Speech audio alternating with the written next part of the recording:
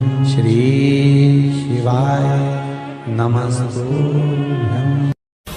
और एक विश्वास के साथ आप लोगों से कहना चाहूंगा, जितने लोग आस्था पर कथा सुन रहे हो, जितने फेसबुक यूट्यूब पर सुन रहे हो, और जितने लोग मालेगांव की ये पवित्र भूमि पर बैठकर कथा सुन रहे हो, एक दिल से कहूं आप लोगों से, आप स्वीकार करिएगा, दुख की घड़ी में कोई आए चाहे ना आए, अगर आपने दिल से, कर्जा हो गया, समस्या विकट हो गई, तकलीफ बढ़ गई, दुख बढ़ गया, आप शंकर भगवान के मंदिर में जाकर, ये जरूरी नहीं है कि आप सीहोर आए या कहीं जाएं, आप तो आपके घर के पास में जो शिव मंदिर हो, उस मंदिर में एक लोटा जल चढ़ाना चालू कर दो, वो धीरे धीरे दुख काटना प्रारंभ कर दे, काटेगा दुख। बस जल चढ़ाने का एक नियम है शिव जी का। शंकर भगवान को जो जल चढ़ाया जाता है दुख काटने के लिए, तकलीफ काटने के लिए, कष्ट मिटाने के लिए, तो एक नियम है शंकर भगवान का जल चढ़ाने का जो नियम है। जैसे ये गौल जलाधारी है, यहां से पानी गिरता है, ये शिवलिंग है। ये दो जो भगवान का पानी जहां बहकर जाता है ये गोल में से, तो यहां जो स्थान है, ये सीधे भाग पर गणेश जी विराजमान है, लेफ्ट भाग में कार्तिकेय जी है, बीच में एक मोटी सी लाइन होती है जहां अशोक सुंदरी है, ऊपर से जो बूंद बूंद पानी गिर रहा है वो शंकर भगवान की 5 लड़कियां हैं, जया, विषहरा, शामलीबारी, दौतली और देव। जहां गोल भाग है, जहां शिवलिंग रखा हुआ है, ये माता पार्वती जी का हस्त कमल है, जिसको पीठिका कहते हैं।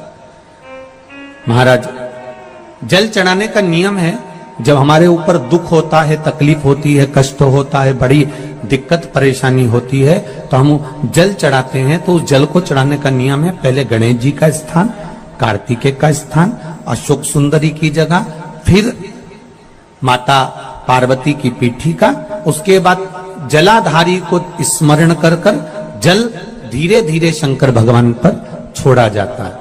जब धीरे धीरे शिव जी पर जल चढ़ाएं, उसके बाद में आप अपने मन की कामना जब जल चढ़ाते जाएं और बाबा से कहते जाएं, बाबा रोज कामना कहने की जरूरत नहीं है, एक बार आप कामना करो और उसके बाद जल चढ़ाना प्रारंभ करो, और उसको कहना जरूर, तेरे दरबार से कोई खाली नहीं गया मेरे शंभू, मैं नहीं जानती, मैं तो इतना जानती हूं कि कंकर शंकर है और तू सुनता जरूर है। ब्रह्मा ब्रह्म लोक में है, भगवान विष्णु वैकुंठ लोक में है, पर मृत्यु लोक में मेरा देव अधिदेव महादेव है, मेरी सुनेगा जरूर। और बाबा से विनय कर कर आप आइए। जल चढ़ाने का नियम, अगर दुख है, तकलीफ है, कष्ट है, तो ऐसे चढ़ा दो, और अगर मन कर रहा है डायरेक्ट शिव जी पे चढ़ाना हो तो तुम्हारी मर्जी, उसमें कोई मना नहीं। शिव तत्व किसको कहते हैं? शंकर का गुणगान, शिव का स्मरण, भगवान शंकर का मंत्र जाप किसको कहते हैं? ये वही समझ सकता है जिसके भीतर शिव समाया होगा। और एक विश्वास के साथ आप लोगों से कहना चाहूंगा, जितने लोग आस्था पर कथा सुन रहे हो, जितने फेसबुक यूट्यूब पर सुन रहे हो, और जितने लोग मालेगांव की ये पवित्र भूमि पर बैठकर कथा सुन रहे हो, आप दिल से उसकी कथा सुनना।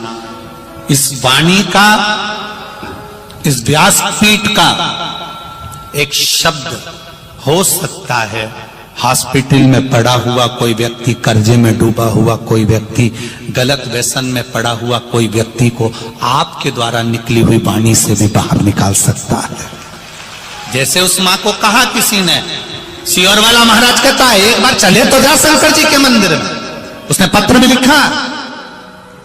जब वो सीहोर वाला महाराज कहता है, चिल्ला चिल्ला कर कहता है, एक लोटा जल सारी समस्या का हल, तो जा।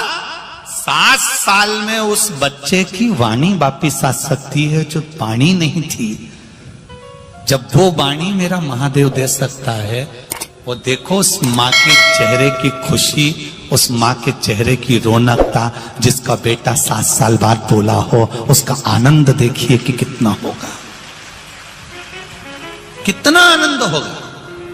एक बात और अच्छे से समझ लीजिए, जो बच्चे चिड़चिड़े होते हैं, चाहे घर में बेटे हों, बहुएं हों, सास हो, ससुर हो, परिवार में छोटे छोटे बच्चे हों, चिड़चिड़ प्रवृत्ति करते हों या चिड़चिड़ा स्वभाव हो, जरा जरा सी बात में क्रोध आ जाता हो, बोलने का भान नहीं रह पाता हो, शब्दों के बाण चलते हो, तो महाराज प्रदोष के दिन, प्रदोष काल में बेलपत्री के पेड़ के नीचे एक जो पत्ता आपके पास में हो, पान का मिल जाए तो पान का, पीपल का मिल जाए तो पीपल का, बेलपत्र का मिल जाए तो बेलपत्र का, उस पत्ते पर मात्र थोड़ा सा शहद और 7 दाने चावल के रखकर घी का दिया लगा दो महाराज, और थोड़ा सा जल हाथ की अंजलि में लेकर भगवान देवाधिदेव महादेव का स्मरण कर कर कि इस बेलपत्री के वृक्ष के नीचे माता लक्ष्मी, पार्वती, सरस्वती विराजमान है। इसी बेलपत्री के पेड़ के नीचे मेरे देवाधिदेव महादेव का 12 ज्योतिर्लिंग का स्वरूप प्रकट है। उनका स्मरण कर कर जल चढ़ा दीजिए और उसका स्मरण कर लो जो चिड़चिड़ प्रवृत्ति करता, क्रोध करता, जिसको बोलने का भान नहीं होता हो, सम्मान नहीं देता हो, अपशब्द कहते हो, उनका स्मरण कर कर आप छोड़ेंगे। एकदम एक प्रदोष करेंगे, दूसरे प्रदोष तक तो आपको कोई दिक्कत ही नहीं। 2-3 प्रदोष कर कर देखिए, बाबा कृपा करें। 3 जगह पर अगर कोई बीमारी ऐसी हो गई कि वो समाप्त नहीं हो रही, बड़ी बड़ी तकलीफ, मतलब एक बार दवाई अगर चालू हो गई तो दवाई बंद ही नहीं हो रही है, तो उसके लिए आपको 3 जगह पर जल चढ़ाना प्रारंभ कर दो। मात्र 1 हफ्ते से ज्यादा चढ़ाना भी नहीं पड़ेगा। जैसे 1 हफ्ते आप टेबलेट लेते हो, गोली लेते हो, 1 हफ्ते चढ़ाना प्रारंभ कर दो। सबसे पहले बेलपत्री के पेड़ के नीचे क्या करना है, जल का पात्र लेना है, उसमें 2 दाने चावल के डालना, 2 दाने अक्षत के डालिए। पहले बेलपत्री के पेड़ के नीचे जाओ, वहां जल चढ़ाओ, फिर जाइए पीपल के वृक्ष के नीचे, वहां जल चढ़ाइए। आखिरी में या तो शमी के नीचे या फिर आंवले के नीचे, इन दोनों में से कोई एक वृक्ष जिसके नीचे। पर 1 हफ्ते अगर आपने आंवले में चढ़ाया है तो आंवले में ही चढ़ाना, शमी में चढ़ाया है तो शमी में चढ़ाना है। ये बदल के मत चढ़ाना कि आज मैं शमी में चढ़ा देती हूँ, कल आंवले में चढ़ा दूंगी, ऐसा नहीं। शंकर भगवान पे चढ़ा हुआ जल जो बहकर जाता है उसको 3 जगह पर जरूर लगाना चाहिए। ध्यान से सुनिएगा।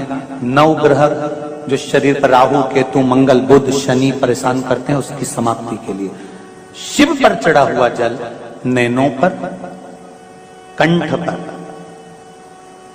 मस्तिष्क पर, 3 जगह पर जिसके प्रतिदिन शिव पर चढ़ा हुआ जल लगता है, उसको कभी 9 ग्रह परेशान नहीं कर सकते।